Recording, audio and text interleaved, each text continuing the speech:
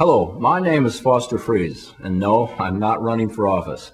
I'm an ordinary citizen like you, but I'm a citizen a little bit more concerned about the world events today than I've ever been before.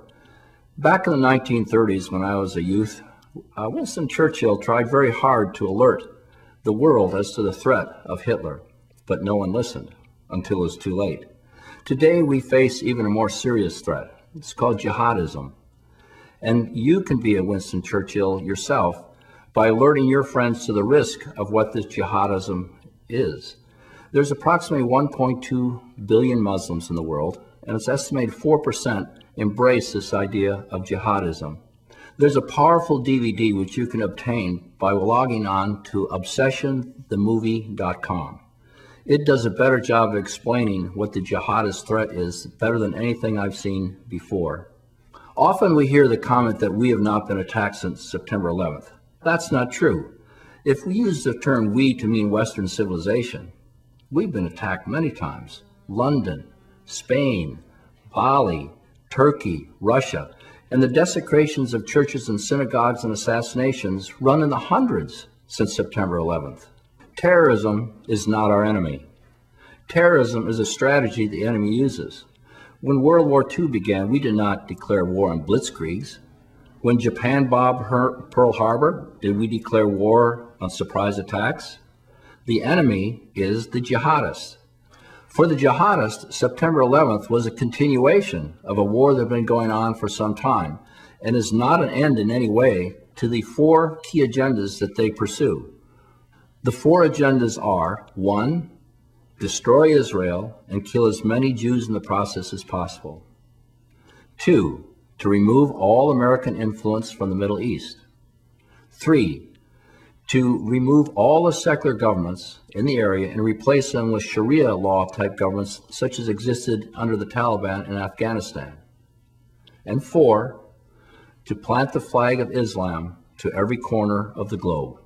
President Musharraf has escaped 3 assassination attempts already. He and many of the leaders of these countries are targets of jihadists. So we must understand who these friends are, support them, and help them develop their countries and the Muslim faith the way they would like to see it developed, rather than the way the jihadists want to see it developed. Many Americans believe if we only captured bin Laden, all would be well, and Iraq is a distraction from our doing that. But bin Laden is but one of many bin Laden clones all over the world, in the Philippines, in Spain, in Turkey, in Libya, in Jordan, in the UK. We even have sleeper cells in the US. It's somewhat disquieting to know that 10,000 Muslims demonstrated in the streets of Dearborn, Michigan, with signs saying, Hezbollah is our army. We are not going alone in this war. We know that France, as manager of the Oil for Food program, really had their hand in the cookie jar. And Russia was selling billions of dollars of arms to Saddam Hussein. But these two countries are confronting the very same jihadists we are, be it in France and Paris, or be it in Chechnya. The war with the jihadists has been going on a lot longer than we have thought. There were the Beirut bombings. There was the bombings in West Africa of our embassies. There was the aircraft that were hijacked. There was the U.S. coal. There was the first World Trade Center bombing. Iraq is but one skirmish in a war that's been going on for a long time and will continue to go on for a long time, which the DVD Obsession will convince you of. Does Islam encourage this violence as a religion? Or is Islam a peaceful religion that has been hijacked by the jihadists? Did the Russians help Saddam Hussein take his weapons of mass destruction up into Syria, as some evidence now puts forth, or did the weapons not exist? Aren't Christians also guilty of violence?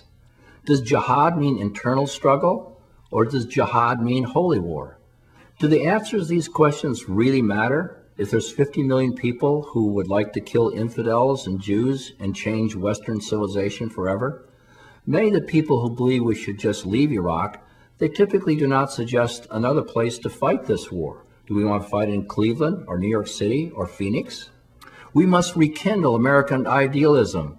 We must have an eagerness to expose evil and to fight it. The president of Iran doesn't believe the Holocaust existed. You and I know it did. We must not let our slogans, "Never forget," just be hollow expressions.